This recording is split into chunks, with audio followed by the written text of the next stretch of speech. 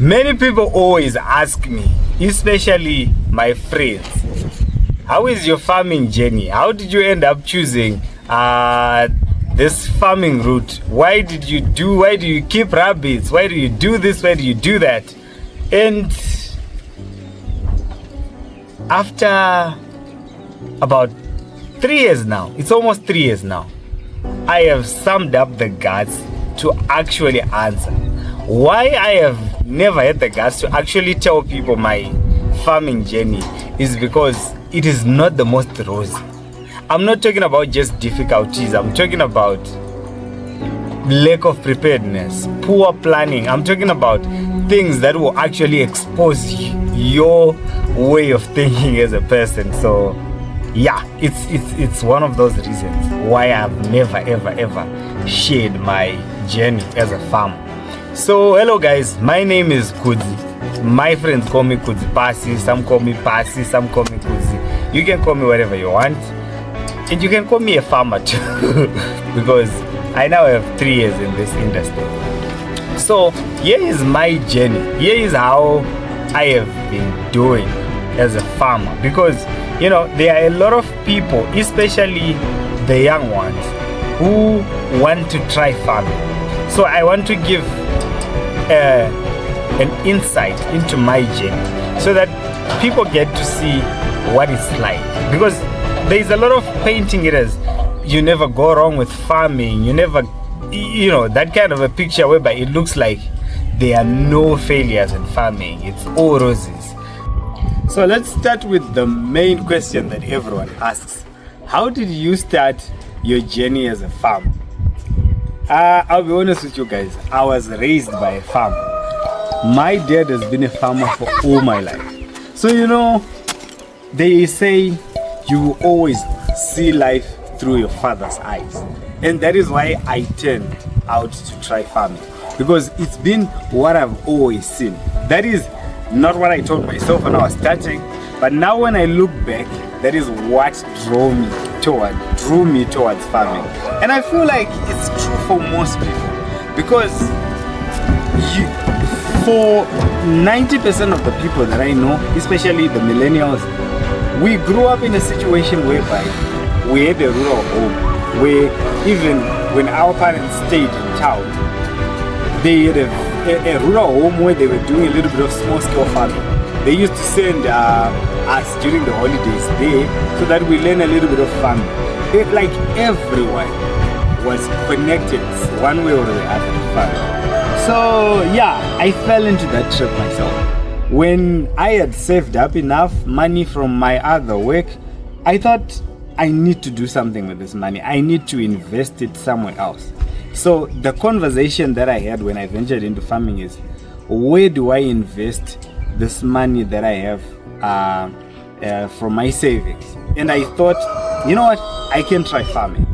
But when I started my journey, I wanted to do broilers.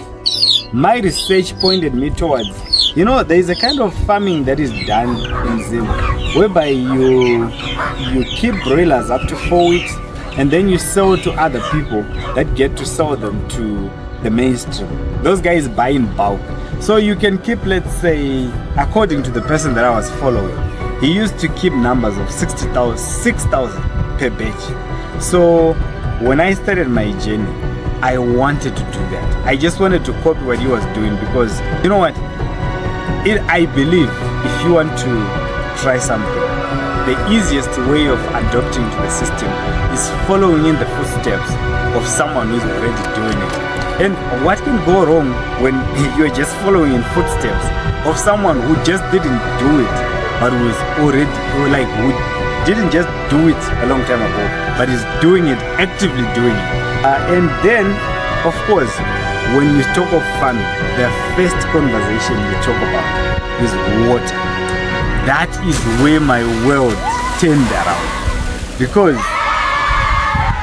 we just couldn't find water. We just couldn't find enough water to do whatever I wanted, because when you're keeping 6,000 beds, you definitely need a lot of water. So the first thing that I did after acquiring this land is about 1.5 hectares. So 1.5 hectares. Okay, So this is when things started to go sideways because okay, so we started I hired some guys to survey for water, and this is the spot that they picked right here. This is where they picked, and they told me there's going to be a lot of water here, and you know, I was very happy. They even joyous. I even invited my mother, and she said a word of prayer before we started this day. So you know how emotional it was. And guess what? We did not find any water here. Zero water. It was just dust from the start to the very end. When they pulled out the reef, there was no water. That is when farming becomes real, because now when you try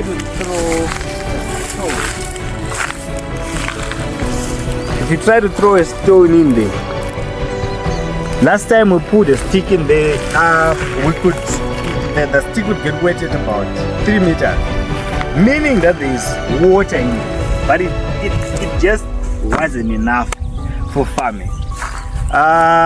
We tried, they call it water pressure test, and they told me that there is not enough water for whatever project you want to do. So we had to abandon this farm and this hole. And guess what, guys? It goes all the way to 90 meters. 90 meters. So this was the second option. This time I had to make sure that I get it right. So I engaged 2 bow sighters. They were not too cheap. They actually have drones and everything. So they brought their drones and they were used they picked this site. And then I chose the second guy. He had this, I don't know, machinery that he used. He had his own equipment, quite different from the first guy. And they picked exactly the same spot. But they told me that we would potentially find water around 60 to 80 meters down. And guess what? We went all the way to 120 meters. 120 meters. That's how big this hole is. That is where we got our water, at 120 meters. So already I had blown up about a third of the money meant for my project, for my broiler project. So yeah, it was already a mess. I was out of budget, out of ideas. I didn't know what to do. Not to mention the installation. The installation cost for the borehole, it costed about, if I remember well, I think around 1.5. No, yeah, I think around 1.5. The tank, the solar system, the pump, everything. It went around 1.5. What followed after that big unexpected roadblock, we had to restructure, because I had to be honest with myself. Like, the way I started, I have been losing money at a pace that I didn't calculate. I can safely say I was out of savings, because potentially when I did the calculations, the maximum amount of money that we were supposed to spend on this whole project was supposed to be 10,000. And looking at how much I had left and everything, I realized that there was not going to be much. And it took me about 2 years to raise that money. It was an amount that I had saved for a very long time. So you can see that I was now skeptical about my broilers project.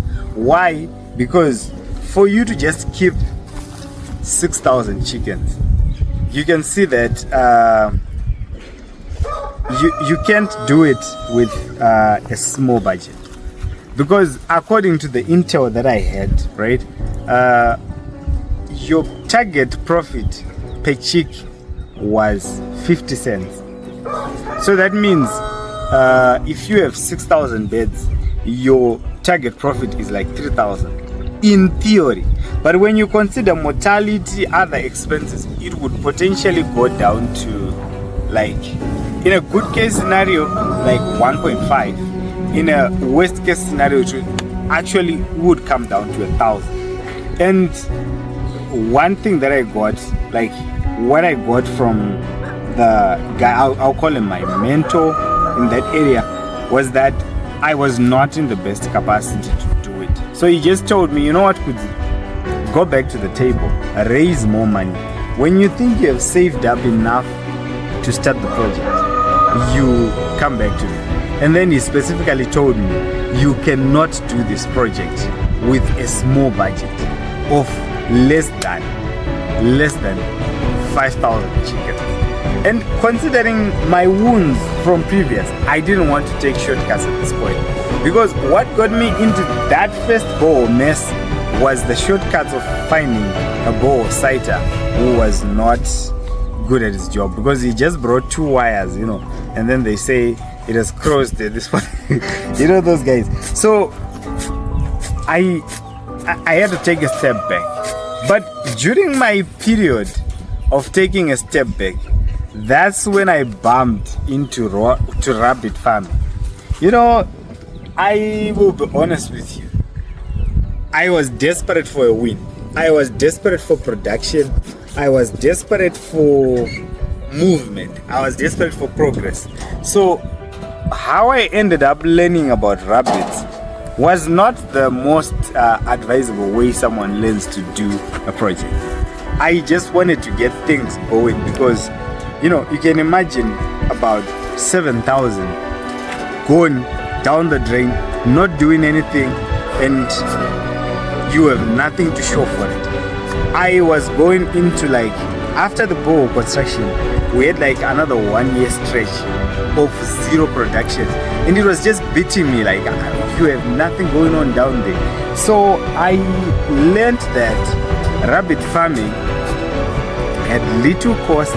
Like, the major cost was the construction of these rabbit cages, but otherwise, outside of these rabbit cages, there was little cost involved with rabbit farming. So what did I do? I bought it. I bought into the project, and I married rabbit farming. That was my next project. All the way from broilers, now I was considering rabbit farming. That's how I ended up doing rabbits. My journey as a rabbit farmer started, I would say started well, because I had a little bit of advice.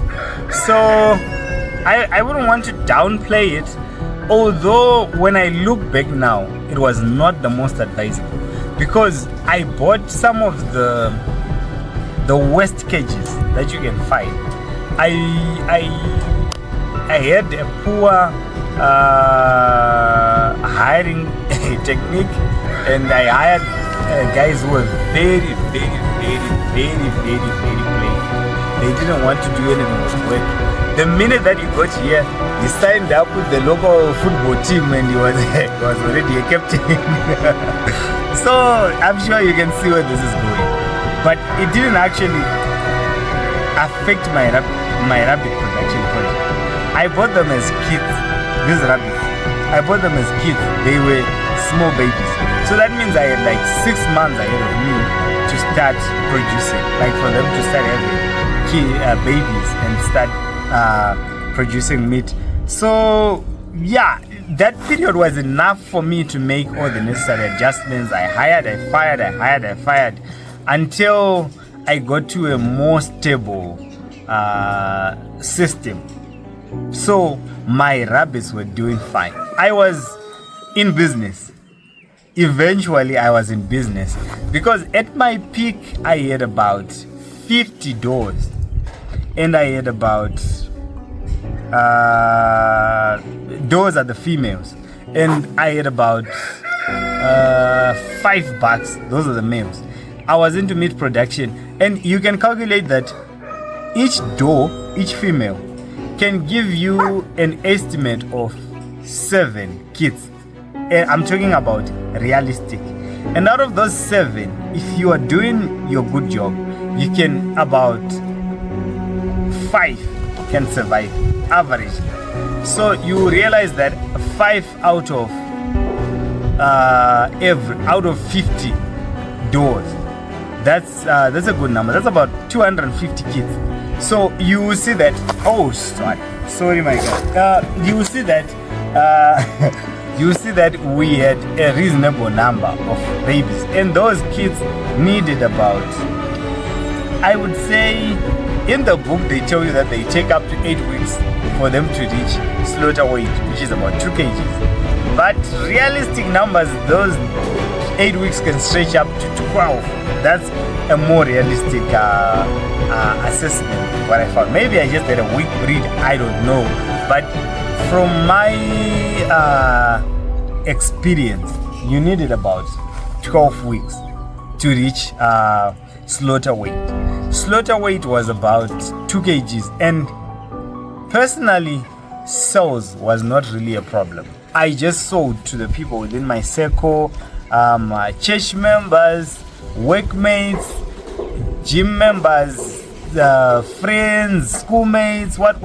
Those are the people that I sold to. And I sold to them at $10. My production cost was around $5, thereabout. So you can see that by production cost, I'm not including transportation. I am also, there is everything excluding transportation. I'll tell you why. I was a little bit emotional about the transportation. Sometimes I traveled more than I should have, so that cost us. Finally, I was in production. I was not yet the most profitable, but I was in production, so I was happy with what I was doing. But at my peak, something happened. There was announced a deadly virus, something like a coronavirus, but it was for rabbits. It happened most of 2020, this is 2023 and 2024. That virus, it wiped out cages. It wiped out a whole rabbitry. Many people lost their rabbits. I was not the most affected because I lost a lot of rabbits, but I didn't lose all of them. In a wider view, like when we're looking at the Zimbabwean rabbit community, we could safely say I was one of the luckiest breeders or rabbit farmers in the country. But still, the losses were just devastating. And you know what followed next? My rabbits were never the same again. The fertility dropped, the mortality was high, their disease resistance was way lower than ever. It was just bad. It was just so bad. So I was back in the rabbit hole that I had started from, with the same problems that I had started with, and more depressed than ever. So that was my journey with rabbits. During that phase of having a very, very bad season in the rabbit farming project, I bumped into something. I would say it was more of a mistake, a random ray of sunshine for me. Why? Because I had traveled to the offices of this company called Amish Cameron, and when I went there, that was the first time that I had a first-hand encounter with heritage breeds. By heritage breeds, I'm talking about Roadrunner free-range chickens, but the special breeds. So when I saw them, I was like, you know what? I really like these birds. I would want to buy some for my mother, just so that when she comes to my small space where I'm doing my projects, she can feel at home, because my mother is very, very fond of chickens. She likes chickens in different shapes and sizes. She likes chickens. So I asked them if I could get a few chicks and keep those chickens. They told me that those birds cost $5 a chick. Looking at them, I was not too surprised because they looked like no Roadrunner that I had ever seen before. So I was like, you know what? I just want to do this for my mother. No price amount of money would be enough to, you know, I was being mama's boy, so I was like, no money is enough to express my love for my mother. So this chicken is the best that I can get for my mother. So I bought those beds, and they were really amazing. We had, yeah, all those beds that I'm showing you in the video. Those are some of the beds that we had. That's the first batch of purebreds that I had in my farm. So what happened then is I was now deep in the conversation of cutting costs. As I was deep in that conversation, I bumped into this little plant, whatever they call it, Azolla. So I learned about Azolla, and I'm trying to find people who supply Azolla. So what happened then is I find someone. So I learn about Azolla. They say this plant can help you cut about 50-60% of your pellets feed, so that you just give the rabbits Azolla. I learned that it can also be given to birds, and they make it this miracle plant that every farmer. So I asked some guys two calls, and how that turned out is for another day. As I'm sure you can see that they are not working at the moment. But something happened with those guys too.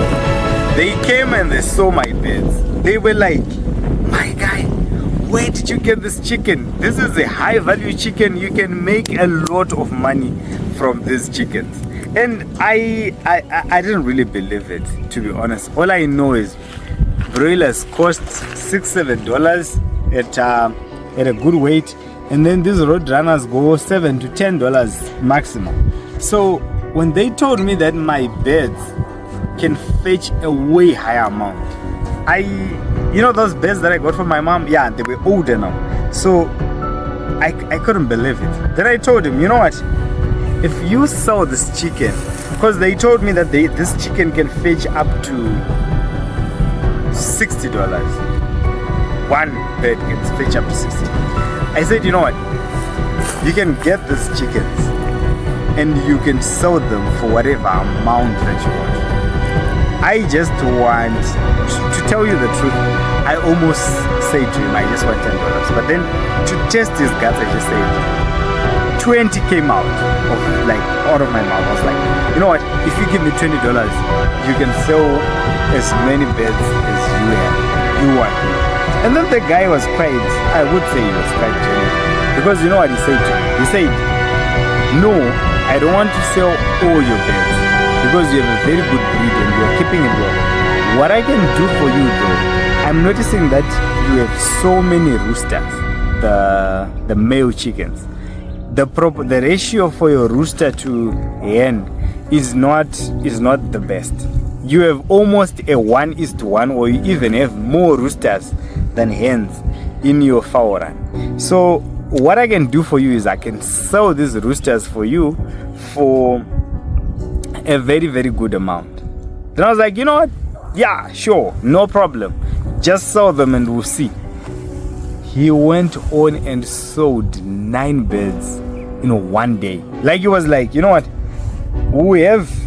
I remember, well, there were 7 Black Australorps and there were 4 Buff Orpingtons. So he sold 7 of them whilst he was just advertising at my place.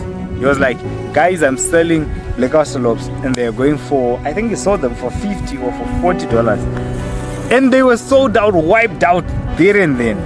And then the Buff Orpingtons there and then. So we sold all the beds in one day. Not even in one day, in a matter of hours, they were gone.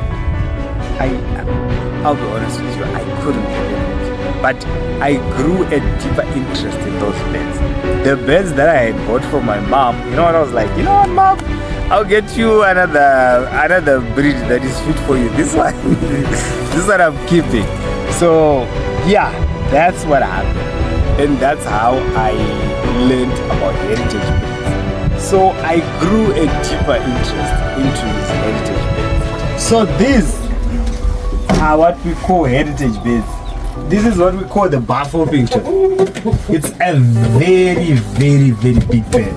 Like as you can see, this one, it weighs, at the moment it weighs about 5.4 kgs. That hen, the female, weighs about 4.5 kgs. So that's almost double the size of a big, fully matured broiler. I'm sure you can get the picture. 2 broilers and some change, of course, make up one of these.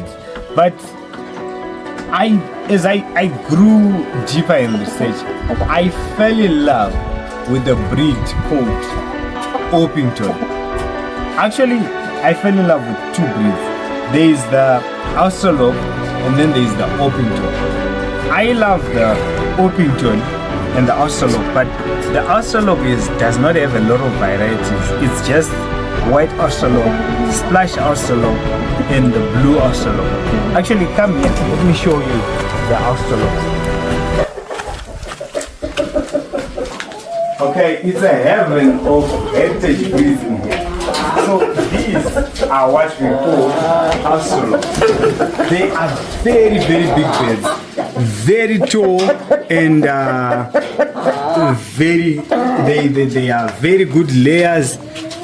This bird can give you up to, this hen can give you up to 300 eggs per year. It's a, they say it's a laying machine. The guys who are deep into this thing. The Australorp, they say it's a laying machine. There is the black Australorp, which is most famous. That I don't like it because people have a lot of the fake breed nationally. So I favor the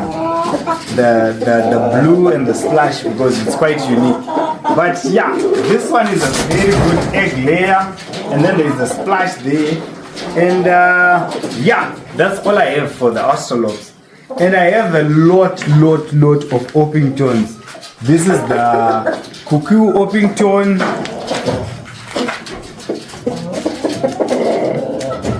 Yeah, that rooster weighs up to 5.2 kgs, and these ones are like almost 4 kgs. So yeah, you know, these are not small birds, not small at all. So yes, this is called the Lavender Orpington. This one, it's a very, very beautiful bird. We'll get to talk more about them. This is called the Black Orpington. Very, very beautiful bird. Here we have the Blue Orpington. Very, very beautiful bird as well. They are just causing there. I don't know what's happening. Why the cuddle? But yeah, guys, come on, freshen up. Show us some movement. It's a very, very beautiful bird. Actually, among my favorites. And my personal favorite, the Splash Orpington. All of these hens are very massive in size, and they just give this texture of a combination of white and black that is just amazing. Well, my totem is Tembo, so I gotta love Cuckoo and Splash, you know, my journey. And I can simply tell you that I'm in a safer space than how I started. I'm more knowledgeable, I am wiser than I was, I make more informed decisions, and I am more, I wouldn't want to say it yet, but I'm more profitable. And yeah, it's going in the best direction. Although it was accidental, I learned my lessons and I'm taking the journey as I go. So thank you guys. This is my introductory video to this platform. You hear more from us. Thank you.